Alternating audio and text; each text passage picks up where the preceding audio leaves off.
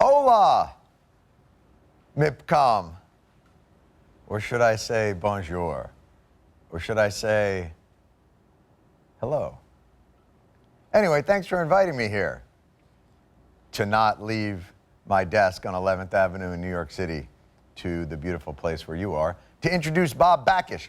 Who better to supervise the Comedy Central that's seen in Germany or Poland or wherever it is the Dutch live?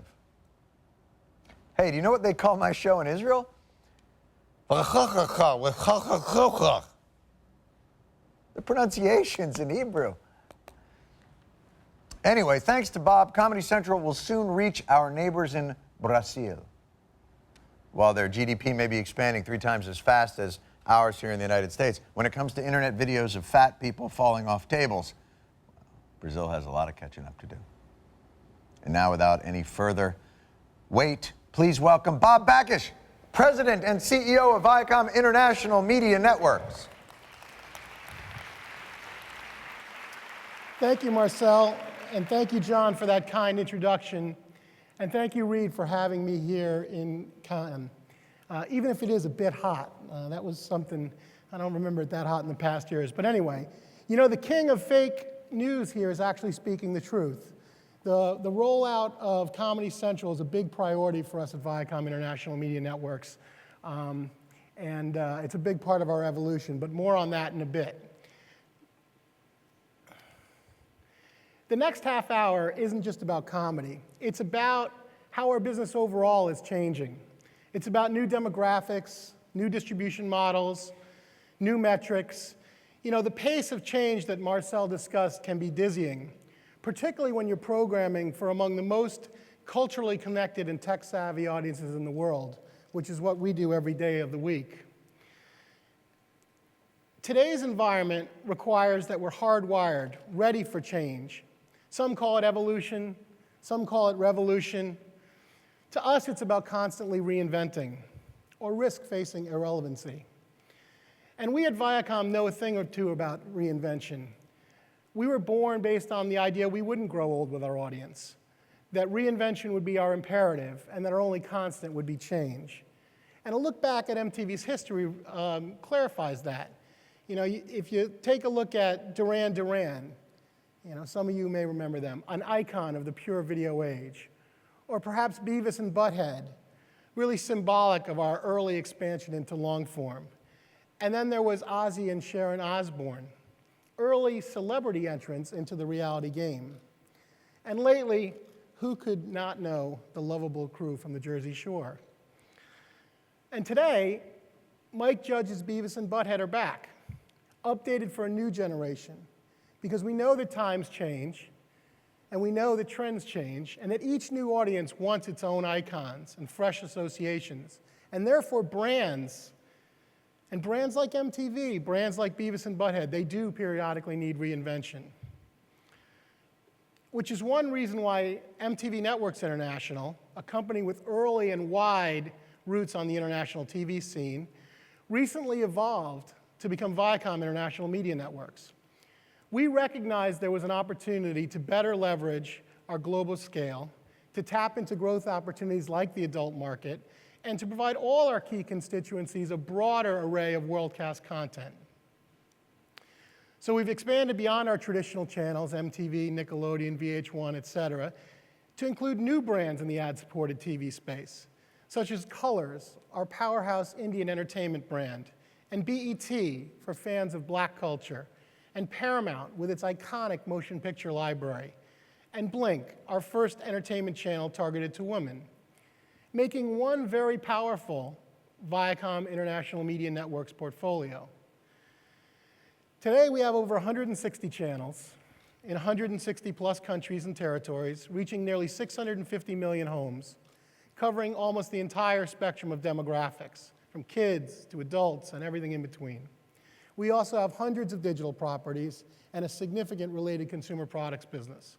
We've got a global network and infrastructure, along with local production capabilities to ensure we're relevant and that we resonate across cultures. Now, when MTV first started expanding around the world, we were pan-regional. And then we became very focused on local. But these days, the evolution of markets, the proliferation of technology, and the increasingly empowered consumer require a greater balance between global and local, something we call glocal. These days, the world is truly becoming glocal. It imports and exports an increasing amount of content. And it's not just US content conquering the world. In fact, global content is becoming much more prevalent. If you look at the big networks in the US, in 2005, there were 12 shows that came from international. Fast forward to last year, that number was 53. That's almost 4 times in a short period of years. And it's not just a general trend, it's a trend we see with our portfolio as well. Look at The House of Anubis, a telenovela born in the Netherlands, which is where the Dutch are, John. Now a very successful show in the US and the UK and really around the world. And then there's Winx, an animated property that we've imported from Italy, again to the US and to our Nickelodeons around the world. And there's a show called Hoods that we piloted with MTV UK, and it's now in production in the US for distribution across our MTVs. And ultimately, as a global media company, it's critical that we have this mix of product that reflects interest from around the world, but also can capitalize on economies of scale.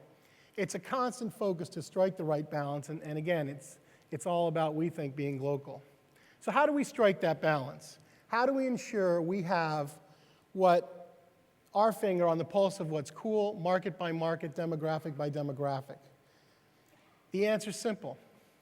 We let our audiences tell us where they want to go, which we do through relentless research across all the demographics we serve. Far from an afterthought, research today is an inspiration. It's where we begin. It informs our strategies. It informs both business and creative. It shapes our brands. It inspires our content and our marketing. Research tells us where to go, when to be local, when to be global. It ignites our client partnership, and it influences our business model. In short, it drives programming, it drives marketing, and it drives monetization. That's our formula. So let's start with programming across the demos we serve. Millennials. We do a ton of research to understand the ever-evolving tastes of this roughly 10 to 30-year-old group of consumers. Millennials are the product of parents who are more like mentors and life coaches than authority figures and rule makers. As a result, millennials are, in fact, very connected to their parents and to each other. They're team-oriented, and they're pathologically social. It's an upbringing that's made them more self-assured, more self-possessed, and optimistic. They demand control because they've exerted so much of it in their young life. As Marcel discussed, technology has also enhanced millennials' sense of confidence and power. They believe I can get whatever I want, whenever I want it, however I want it, at the click of a button, the touch of a screen, etc. And finally, they're ambitious. They value intelligence and wit, and above all, they value authenticity. They have a hunger for what's real and what they can trust. So how does that translate into MTV's programming strategy, into the content we develop? Well, reality TV, as you know, has always been good to us. But we knew we needed a more authentic type of reality. Now, that phrase probably only makes sense to some television executives, but think of it as the unvarnished look of Geordie Shore as opposed to that high-gloss sheen of the hills. That's what we mean when we say more authentic reality. Now, we also know millennials won't accept one flavor of anything. So they need diversity, and we diversified our programming slate. It's one of the reasons why Beavis is back. And it's one of the reasons why shows like Awkward exist that are scripted shows. And by the way, Awkward was the highest rated scripted series on MTV in the last 2 years. And yes, it's available now at MIPCOM. Okay, on to kids. What about kids? Well, we're certainly seeing some of the same things we see with millennials. The kids are also optimistic, they're aspirational, they've never been closer to their families, and they are totally tech savvy. Any of you that have kids know this. In fact, we've heard some people say that more 6-year-olds know how to download an app than tie their shoes. And that's not exactly a great statistic, but nonetheless gives you a flavor of how technically literate these kids are. Now, digital developments over the last 10 years have contributed to driving a more connected family. In fact, the way we look at it, technology is basically a core family member, with handheld devices paving the way for kids to enjoy music, maybe play a SpongeBob game with their parents, or to co-view their favorite shows. And the social networks like Facebook, now they were brought into the household by the kids, but now their parents are on it too. But in all our research, TV is still the center of the entertainment experience, whether it's kids watching alone or whether it's families watching together. As a result of these insights, Nickelodeon adapted its programming and digital focus accordingly. Today, it's about giving kids more immersive multi-platform experiences on shows like iCarly that live where online and on-air intersect. And even SpongeBob. Our happy little sponge has had a long and vibrant history on TV, and now he has an MMOG for the true fans of Bikini Bottom. And new for digital properties like Monkey Quest, another MMOG which taps into kids' online gaming and social networking passion. And rest assured, there are plenty of Nick apps out there too, and more coming. Now, Nick has also had great success with live action, with shows like iCarly and Victorious. Our research shows it's the aspiration and relatability of live action programming that really connects with kids. Live action offers a unique opportunity for the audience to model themselves. Nick has also brought kids their very own telenovelas, which the kids, and in some cases teens and adults, have embraced. And by the way, these novellas are really exportable too. In fact, Grachi, you see the image on the screen, a hugely successful novella coming out of Latin America, can now be seen in more than 50 countries. Moving up the demographic food chain to the adults, our research show that comedy is the passion point for young adults these days. Not only is comedy the ultimate social currency online, it's the ultimate form of self-expression. The research we've seen says 9 out of 10 people believe their sense of humor says more about who they are than anything else. And that anything else includes their taste in music, their favorite sports team, their sense of style, their job, even their religion. So comedy is a really big deal. The passionate consumer base is there, and we have a brand and a content library to fill the void. So from animated hits like South Park, which has been licensed in over 120 territories and aired in 40 languages, to The Daily Show and Jon Stewart, which is licensed out in over 100 countries worldwide, including European countries, the Middle East, and Asia. You know, we have a library, and we're bringing more and more of it to the marketplace. It's a big priority. We currently have 12 Comedy Central channels outside the United States, an additional Paramount Comedy channel in Spain, and we're going to be launching 5 new Comedy Central channels between 2011 and 2012 on 3 new continents. So there's a lot more Comedy Central coming to the world from Viacom because we know it's a passion. Now, our adult play is not just Comedy Central. We talked about Colors, our general entertainment channel in India. That's now available in the US, in the UK, in other parts of Asia. Paramount. Another set of film channels are coming soon. BET, available, of course, in the US where it comes from, but also in the UK, in Africa, and more countries coming soon. And our recently launched Blink, which is an entertainment channel targeted to women. We launched it in Poland. This is a network we work together with Endemol on, and one we hope to bring to other countries in the near future. But research isn't just about programming. It's about marketing, too. To tap into the empowered consumers need to control and customize. Again, a trend we're seeing across all demos. We've had to adapt our marketing strategies. In fact, we all saw about the Arab Spring. In our experience, social media has become weapons of mass TV mobilization. Think of social media as a telephone. Often, we're the conversation. It's a great tool to distribute content, to get dialogues around it, to get buzz, and drive tune-in for network shows. Today, across our networks and properties all around the world, we have about 250 million Facebook fans and more than 8.5 million Twitter followers. In many respects, these folks are doing the marketing for us. It's this intersection of TV and social media where we live. Take a look at Geordie Shore, again, original MTV production in the UK. It's a case study of how social media works with us. We pre-launched this franchise in the UK online through dedicated Facebook page and Twitter accounts for each star. Before the show even aired, the stars had up to 3,500 Twitter followers each, and the Facebook page had more than 66,000 likes.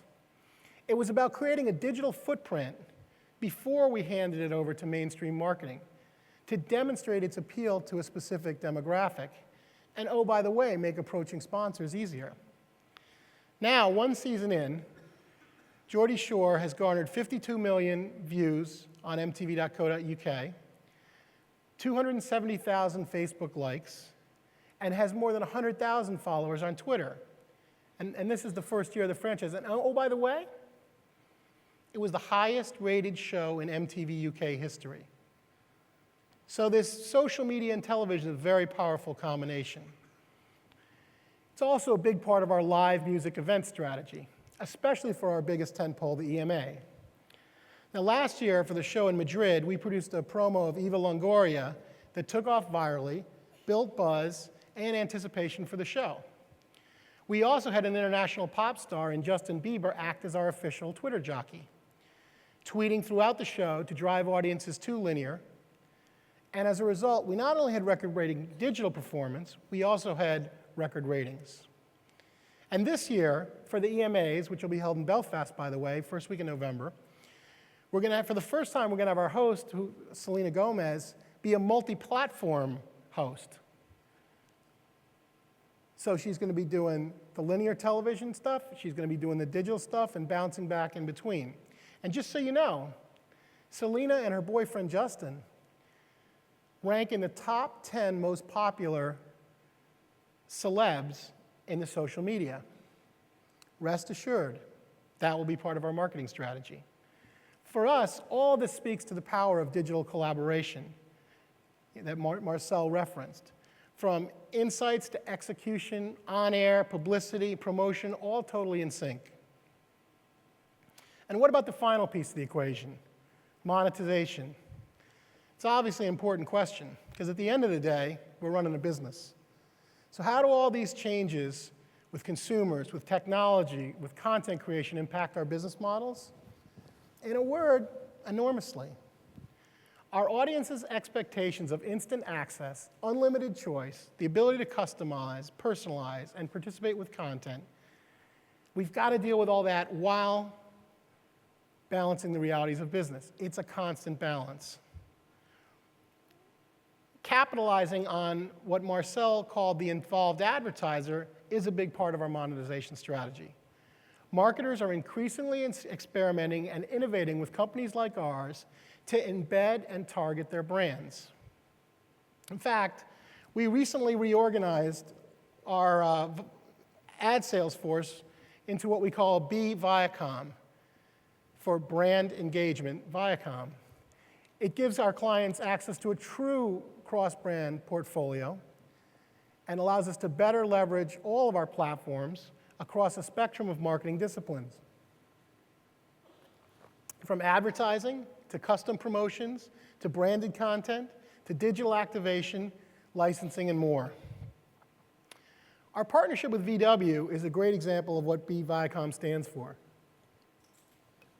Deep brand engagement on a global scale. Viacom International Media Networks and Volkswagen formed a global partnership that made them the presenting sponsor of an exclusive MTV World Stage. World Stage is our live music franchise. And this partnership fully integrated marketing and events and showcased the global unveiling of the 21st Century Beatle in Shanghai, in New York, and Berlin, roughly simultaneously. It was tied to exclusive events in those three cities, including a world stage performance by the Black Eyed Peas in New York. It also included special editions of Pimp My Ride, which is a show about car customizing, Made, and Road to World Stage, which aired on MTV platforms internationally. We used our Facebook and Twitter channels to drive tune-in, to the live stream, and the companion programming. And we reached over 28 million MTV fans during the duration of the campaign. Definitely an involved advertiser. International program sales is also an important tool in our monetization arsenal. And let's face it, that's why we're here today in Cannes at the biggest buying and selling programming event in the world. Fortunately, we have a strong slate of international programming, 335 properties, including titles like Kung Fu Panda, Ugly Americans, and The Hills, and obviously many, many more, with about 10,000 total episodes available. We complement that with local productions and customized formats, and this week we've got 12 new shows and 3 new formats available. Format localization across the different genres of programming in our brands is also an increasingly big focus for us. In fact, Geordie Shore is effectively a localization of Jersey Shore. If you look at the stats, in the most recent stats we had, which were 2006 to 2008, about 450 formats found their way to foreign screens. That was up from about 250 around 2003, 2004. So roughly double what was earlier in the decade. Big growth in these formats. And at Viacom International Media Networks, we have a dedicated catalog of 65 shows available for local adaptation across our library of reality, kids, dating, and gaming show titles. We exploit this catalog internationally via our network of, obviously, our own channels, as well as via licensing to third-party producers and broadcasters, like we've recently done with Pros vs. Joes in a deal in Norway and Sweden. And we've also sold our formats into even China, where we had Guts on CCTV in 2009. So formats are an important business for us. Our latest offering is MTV Latin America's original scripted series, think novella, called Popland.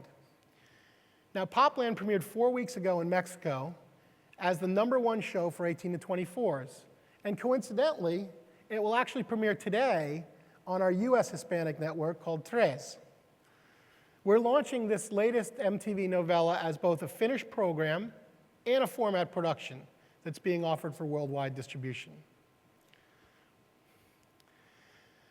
Now, while linear TV is still the core of our business, we're also experimenting with new distribution options, both with our traditional pay TV partners and some new entrants who are looking to grow the business, people like Hulu and Netflix. We also have a growing, what we call MBL, mobile brand licensing business, which is effectively an MTV-branded mobile self-service.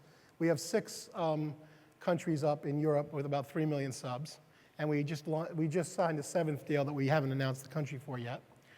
And we've launched over 200 apps across our brands and countries. And of course, as everyone knows, apps, which by the way didn't exist, 2 years ago, are taking up an increasing amount of consumers' time versus traditional, say, web browsing.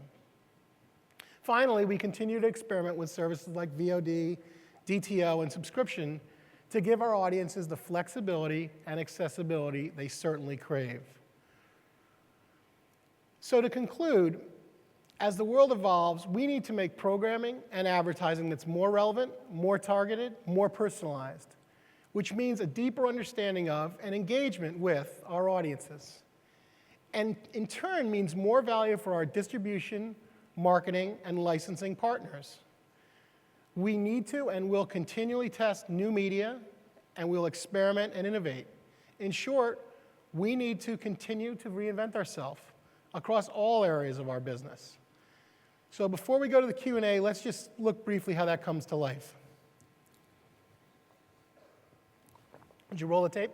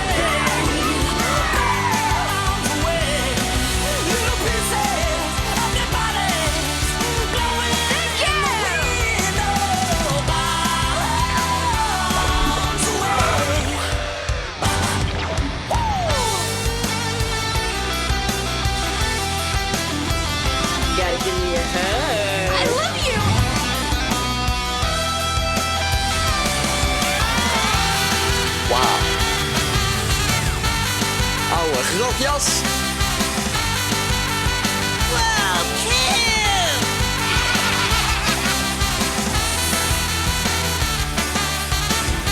I'm here to give you a ride.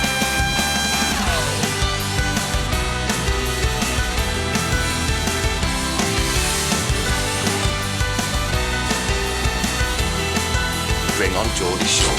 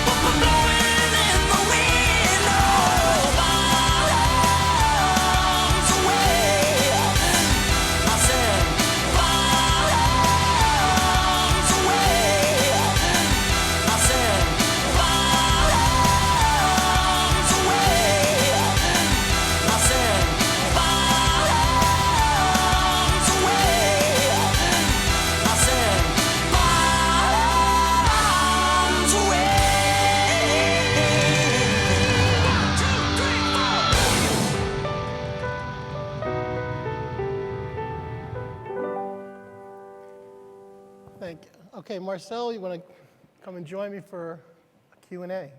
Well, Bob, there was some, I feel that's kind of difficult to kind of follow.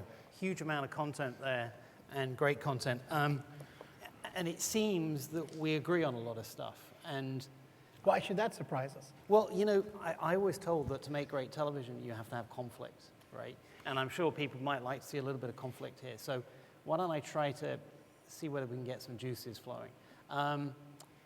Interesting you talk about, and this is an area that I know we agree on, if we look at this, the millennials, okay, increasingly fragmented, incredibly conscious of individual shows, and able to access those shows anywhere.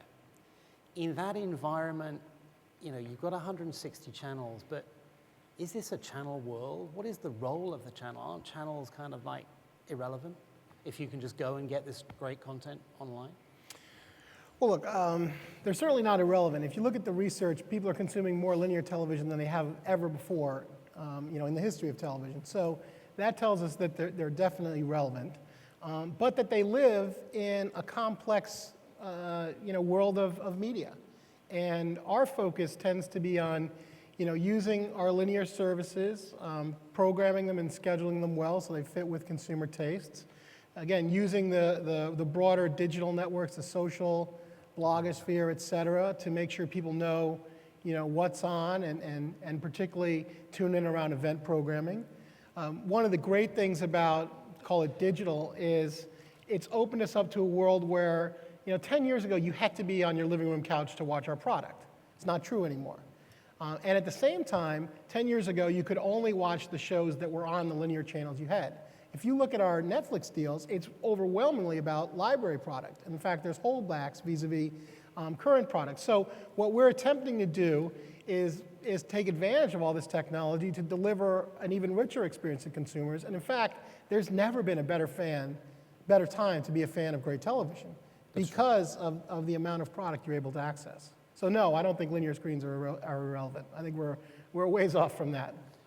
A ways off, but you've got 160 channels. Where do you see that growing to in the next 5 years?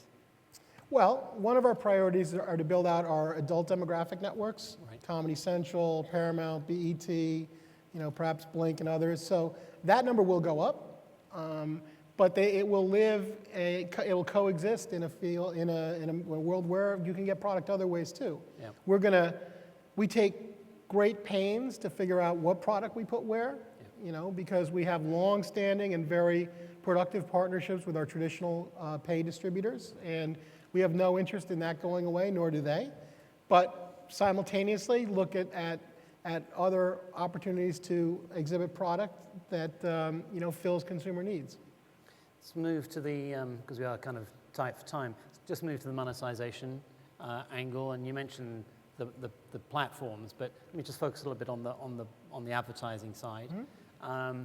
You talk about these partnerships, the branded content partnerships that you have. Are you finding, where's the driver from that coming from? Is it from is it the media agency suggesting, is it you going pitching stuff to brands, or is it brands saying, hey, I got this thing, come and create? Where's the driver for it? There's no single driver. I think it's, the most important thing you can do when you go see an advertiser is listen.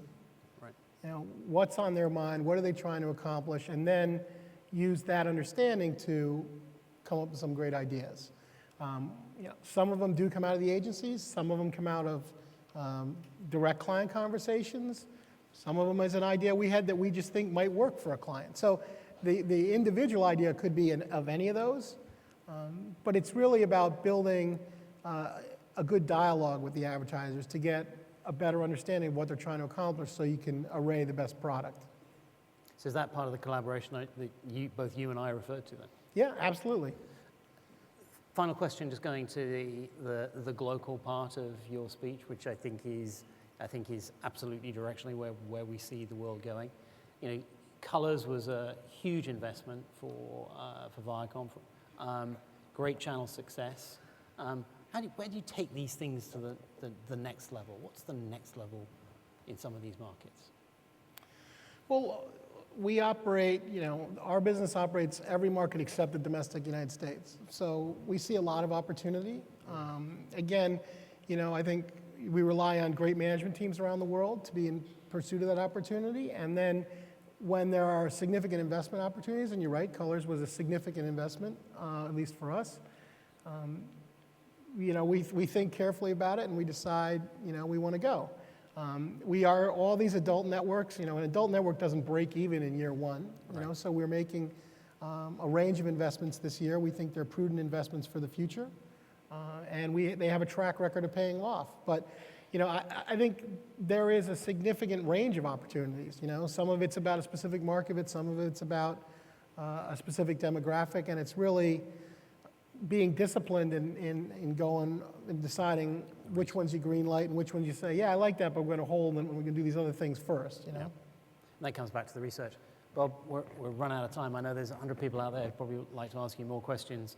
Maybe they can later. But Bob, thank you so much for the presentation and for the dialogue. Please. Great to be here.